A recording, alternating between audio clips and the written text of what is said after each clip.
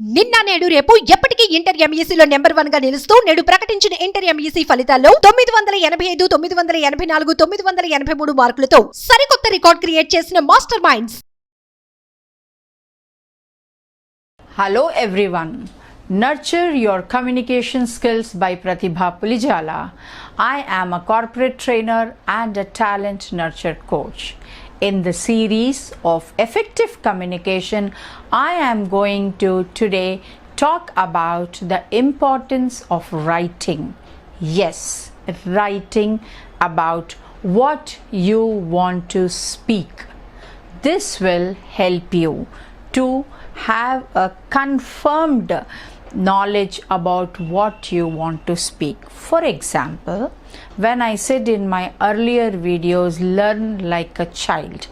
మనం ఏం చేస్తాం, పిల్లలకి ఎప్పుడైనా కూడా చిన్న చిన్న వాళ్ళు వర్డ్స్ నేర్చుకున్నప్పుడు మనం జస్ట్ ఇన్ వెరీ ప్రైమరీ స్కూల్స్లో we will teach them small sentences to right. ఎందుకంటే రైటింగ్ చేసేటప్పుడు మన మైండ్ మనం ఏం అనుకోవాలనుకుంటున్నాం, ఏం చూస్తున్నాం, ఏం చెప్పాలనుకుంటున్నాం, ఇవన్నీ సింక్రనైజ్ అయ్యి that we will write.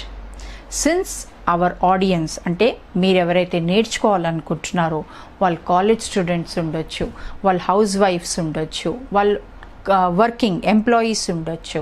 So the best way is మనం కాలేజ్లో కానీ స్కూల్లో కానీ ఎప్పుడూ ఇంగ్లీష్ నేర్చుకునే ఉంటాం. బట్ మాట్లాడాలి అని అనుకున్నప్పుడు మనకి ఒక బ్రేక్ లేకుండా ఒక రిథంలో ఒక సిస్టమేటిక్గా మనకి లాంగ్వేజ్ రావాలి అని అంటే చిన్న చిన్న కాన్వర్జేషన్స్ మనం రాయడం మొదలు పెట్టాలి. ఫర్ ఎగ్జాంపుల్ ఎట్లాంటి కాన్వర్జేషన్స్ అంటే ఒక సింపుల్గా మనం ఇమాజిన్ చేసుకోండి that you are talking to a teacher. So when you go, what you say to a teacher? Good morning teacher, how are you? మీరేమని రిప్లై ఇస్తారు? I am doing great, how about you? Thank you very much. Can I have a seat? తను ఇవ్వమంటుంది అప్పుడు please sit down. దాని తర్వాత madam, I am here to know about my child for last 3 months అని అడుగుతాము. So then we have to make such small conversations that can be for going when you go to a bank. మీరు ఒక బ్యాంక్లో customer care ఉంటారు, మీ account కోసం ఏమైనా details అడగాలనుకుంటారు, అట్లాంటి conversations. మీరు ఏదైనా కార్ సర్వీస్, మీ కార్ సర్వీస్కి ఇవ్వాలనుకుంటారు, అక్కడుండే కస్టమర్ కేర్ మీరేం మాట్లాడతారు, మీ కార్ డీటెయిల్స్ చెప్తారు, అప్పుడు తనేమని అడుగుతుంది మిమ్మల్ని. అలాంటి చిన్న చిన్న కాన్వర్జేషన్స్ రాసుకోండి so that you know what to reply, what they are going to ask. So ఇట్లాంటి కాన్వర్జేషన్తోని మీరు ఫెమిలరైజేషన్ అయ్యారంటే మీరు ఆల్ ఆఫ్ అ సడన్ మీ అంతలో మీరు మాట్లాడుకోవడమే కానీ మీ ఫ్యామిలీతో మాట్లాడుకున్నారు. మనం అర్లియర్ మన సిరీస్లో విన్నాము how you will talk in a simple sentences in your daily use, room by room.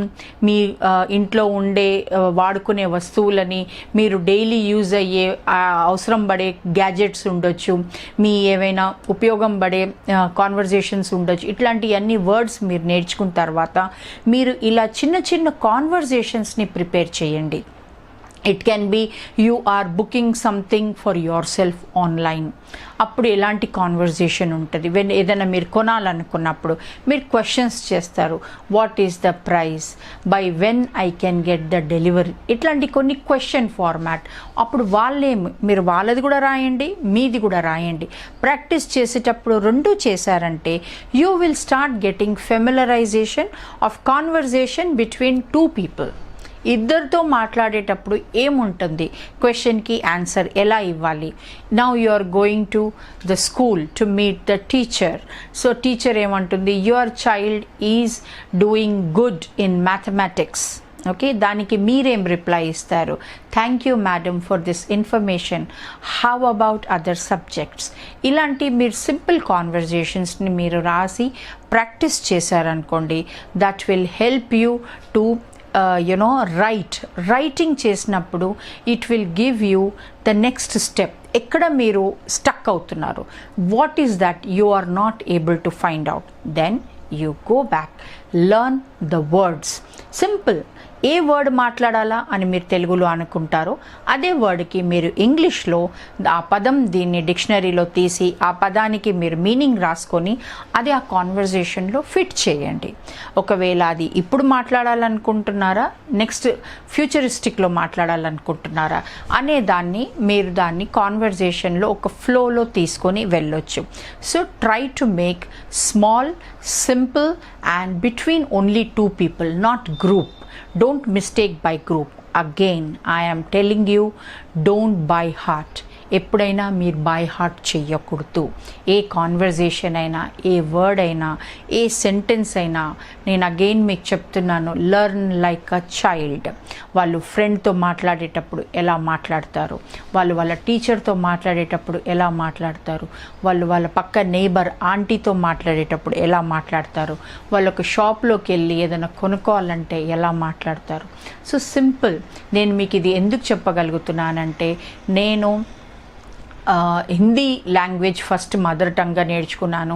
నాకు తెలుగు మా మదర్ టంగ్ అయినా కూడా బికాజ్ మా ఫాదర్ ఎయిర్ ఫోర్స్లో ఉండడం వలన మేము డిఫరెంట్ స్టేట్స్కి ట్రావెల్ చేసినప్పుడు హిందీ నేర్చుకున్నాను. నేను తెలుగు నేర్చుకోవడానికి ఎప్పుడైతే మొదలు పెట్టానో I was already 12 years old. So ఇదే ఇబ్బంది మీకు ఏదైతే ఇంగ్లీష్లో అనిపిస్తుందో ఆ ఇబ్బంది నాకు తెలుగులో అనిపించేది. ఎందుకంటే మేము ఇంట్లో కూడా తెలుగు మాట్లాడేది కాదు. So it was a new subject. So learn as a language. English అని ఎంతో పెద్ద దానికి ఎక్కువ ఇంపార్టెన్స్ ఇచ్చి ఇంగ్లీష్ అనే దాన్ని కాకుండా ఇంగ్లీష్ని మీరు ఒక simple one of the languages. Same I faced when I was learning Marathi. నాకు మరాఠీ రాయడం వచ్చు, తెలుగు రాయడం వచ్చు. నేను రాయడము, మాట్లాడడం అన్నీ నేర్చుకున్నాను కాబట్టి I can very well understand what is the very simple and easy way to learn any language. Please learn English as a language. మనం దాని సబ్జెక్ట్ మ్యాటర్కి వెళ్ళకూడదు.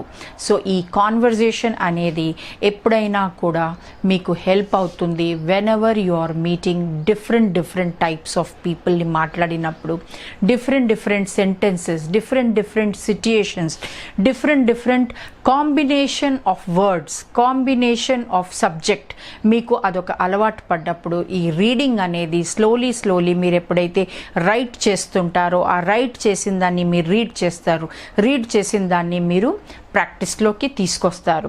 అది మీకు మీ ఫ్రేమ్ వర్క్. అంటే ఇంగ్లీష్ ఎప్పుడైనా కూడా when you want to learn English in a effective and fluent manner, మీ థింకింగ్ ఇంగ్లీష్లోకి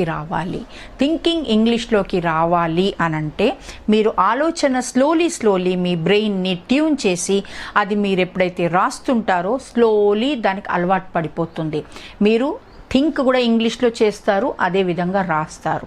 లేకుంటే అది ఆ ప్రాక్టీస్ చేయలేదనుకోండి, మీరు దాన్ని తెలుగులో మాట్లాడతారు, తెలుగులో దాన్ని ఇంగ్లీష్లో కన్వర్ట్ చేస్తారు, అది మీరు రాయడం అలాంటి టైప్లో ఏమవుతుందంటే మీరు మామూలుగా మర్చిపోతుంటుంటారు.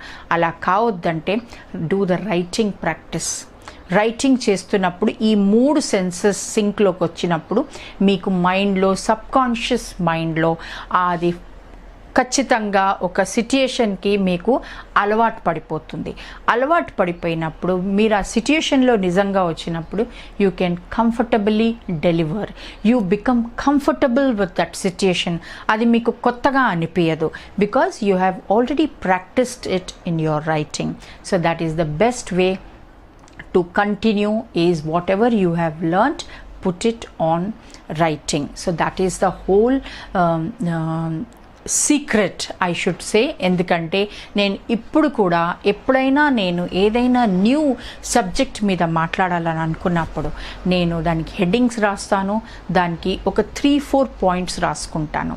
రాసినప్పుడు ఏమవుతుంది, ఏదో ఒక పాయింట్ నాకు ఈజీగా నోటికి అందుతుంది. ఎందుకంటే అది నా మైండ్లో ఫీడ్ చేసుకున్నాను వైల్ రైటింగ్. పేపర్ పట్టుకోనక్కర్లేదు, you are just remembering it in your mind.